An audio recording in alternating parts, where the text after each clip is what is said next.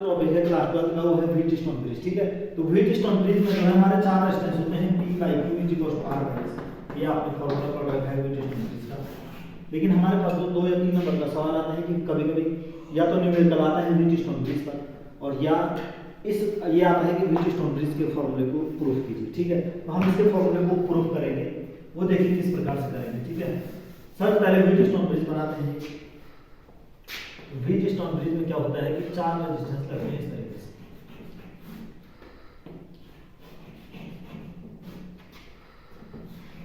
ये एक टाइप से ब्रिज है। ठीक है, इस प्रकार से होता है।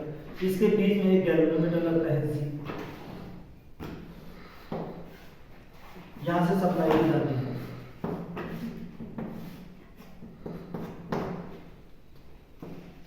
ये जो है ये इस रेजिस्टेंस, ये है P रेजिस्टेंस। ठीक है,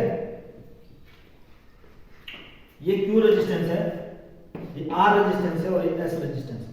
ठीक है, इससे एक अननोन रेजिस्टेंस को हम निकालेंगे। ठीक है, व्हीटस्टोन ब्रिज से। तो इस प्रकार से व्हीटस्टोन ब्रिज बनेगा। तो देखिए सबसे पहले कॉन्सेप्ट क्या है, ये इंग्लैंड के वैज्ञानिक थे व्हीटस्टोन, तो उन्होंने एक इस प्रकार का कॉम्बिनेशन किया चार रेजिस्टेंसों का सीरीज में कि इन रेजिस्टेंसों को जब उसने लगाया तो एक उसने बीच में जो है एक विकर्ण की तरह वही गैल्वेनोमीटर का इस्तेमाल किया। ठीक है, और जब उसने बोला कि गैल्वेनोमीटर में कोई भी धारा प्रवाहित नहीं होगी, अर्थात गैल्वेनोमीटर संतुलन की अवस्था में होगा, तो ये वाला जो गैल्वेनोमीटर है इसमें तो कोई धारा आएगी नहीं, तो ये दोनों भी सीरीज में होंगे, ये दोनों सीरीज में होंगे, ये दोनों भी आपस में सीरीज में होंगे। ठीक है, तो इस प्रकार से हम एक अननोन रेजिस्टेंस को फाइंड करते हैं, अननोन रेजिस्टेंस की value. Suppose P Q R S हमको दिया है, तो हम उस रेजिस्टेंस को निकालते हैं। ठीक है, तो यहाँ पर देखिए किस तरीके से निकालता है। उसमें उस व्हीटस्टोन ने क्या कहा कि इन दो उसके जो संलग्न जो अक्रॉस वाले रेजिस्टेंस है, suppose P into R, P into S, ठीक है, P is equals to Q into R, ये प्रूफ कर रहे हैं। ठीक है, ये इस प्रकार से बैलेंस कंडीशन चेक करते हैं, और ये इस प्रकार से हम व्हीटस्टोन ब्रिज से, ये उसका कॉन्सेप्ट था, ये इस तरीके से बनता है, और ये लिखना है आपने, और ये उसका जो है सिद्धांत है। इस प्रकार से हमको इसको प्रूफ करना है। ठीक है, अब यहाँ पर देखिए किस तरीके से प्रूफ करते हैं। यहाँ पर देखिए प्रूफ कैसे करते हैं। यहाँ से एक धारा आती है I, जब बैटरी को ऑन किया तो बैटरी को ऑन करा तो धारा I आई। ठीक है, यहाँ पर से I जो है दो भाग में बढ़ती है, एक I1 हो जाती है, एक I2 हो जाती है। ठीक है, I1 और I2 हो जाती है। ठीक है, तो जब गैल्वेनोमीटर जब बैलेंस की कंडीशन में होता है, तब उसमें धारा प्रवाहित नहीं होती है, तो हम इस पार्ट पर KVL लगाएंगे, किरचॉफ का वोल्टेज लॉ। ठीक है, तो सपोज इसका नाम है A, इसका नाम है B, इसका नाम है C और इसका नाम है D। तो इसको लिखते हैं बंद पास,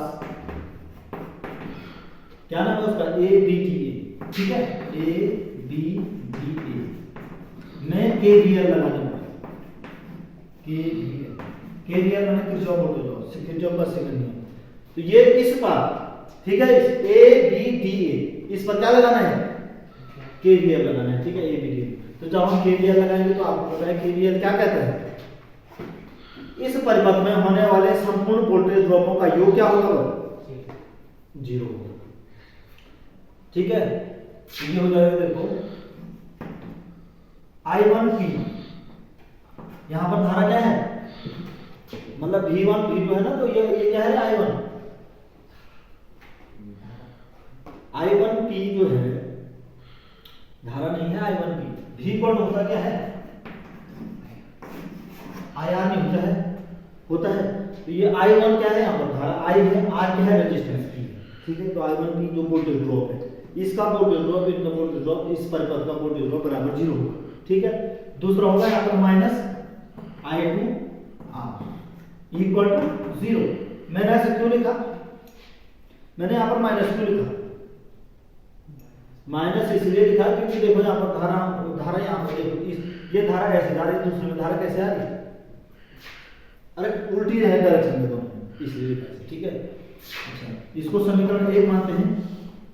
ठीक हो गया ना, इसको समीकरण 1 मानते हैं। इसी प्रकार से देखिए, इस रूप में भी करो, यहाँ पर से धारा जब ये बैलेंस कंडीशन में, तो यहाँ क्या जाएगी, I1, और यहाँ क्या जाएगी, I2। ऐसी तो होगा। ठीक है, तो यहाँ पर भी लगाएंगे, क्या लगाएंगे, किरचॉफ वोल्टेज लॉ। ठीक है, तो यहाँ पर लगाएंगे तो इसका भी संपूर्ण वोल्टेज ड्रॉप होगा, ये क्या होगा, 0 होगा।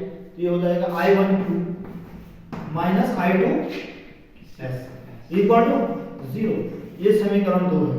तो अब मैं क्या करूंगा, समीकरण 1 भागा समीकरण 2, समीकरण को एक समीकरण 1 भागा समीकरण 2 कर दूंगा, ठीक है, बटे करूंगा। तो इनको अगर मैं बराबर में ऐसे लिख सकूं I1P बराबर I2 बटे यहाँ पर लिखूं I1Q बराबर I2s। तो I1 से I1 कट जाएगा, I2 से I2 कट जाएगा, तो मेरे को मिला क्या, P/Q is equal to R1s। यही तो सिद्ध करना था, ठीक है। तो समझ गए मैंने क्या कैसे कैसे यहाँ पर लगाया, पहले लूप में क्या लगाया, KVL, और इसमें भी लगाया KVL।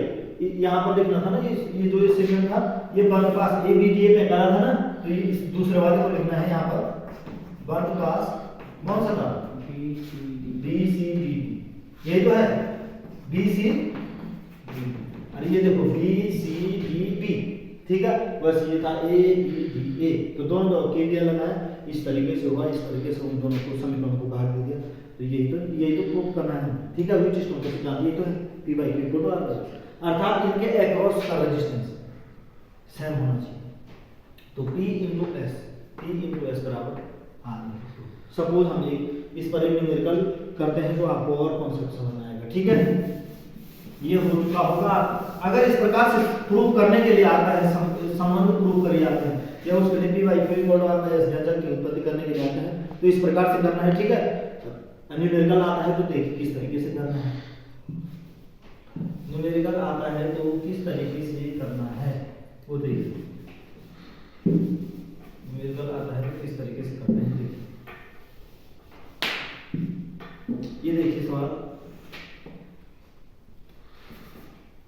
सपोज ये 4 ओम है, ठीक है, और ये भी है 4 ओम, या इसको 8 ओम कर दीजिए। ये 8 ओम है और ये कितना ओम है, इन रेजिस्टेंस का मान दे रखा है 8 ओम 4 ओम, ठीक है ना। और ये 16 ओम दे रखा है और ये 2 ओम दे रखा है, ठीक है। यहाँ पर एक रेजिस्टेंस है, ये 6 ओम का है, तो यहाँ से धारा आई जा रही है, ठीक है। बैटरी में 100 वोल्ट है।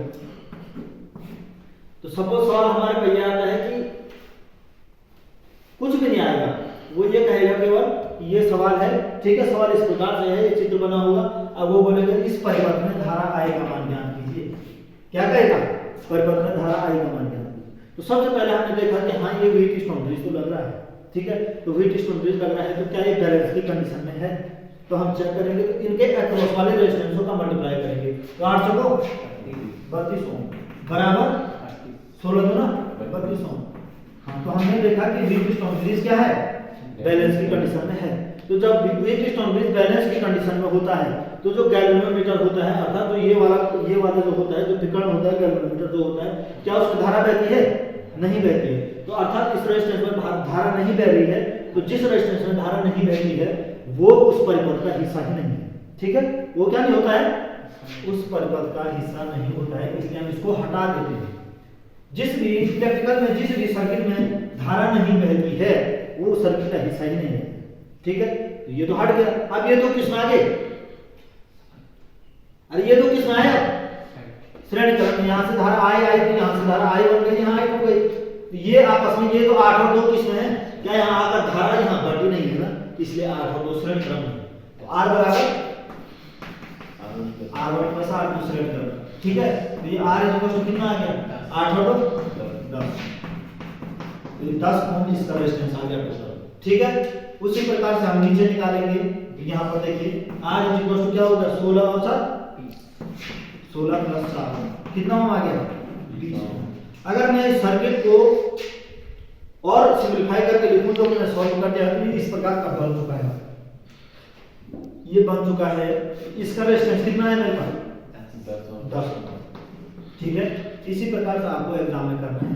और इसको भी सॉल्व करके आ चुका है 1, वो कितना ओम आ चुका है, 20। अब ये 20 और 10 किसमें है, समांतर क्रम में। तो समांतर क्रम का फॉर्मूला होता है R is equal to R1 R2 upon R1 plus अगर तुम्हें भिन्न को सॉल्व करने में दिक्कत हो रही है तो तुम डायरेक्ट कैसे कर सकते हो।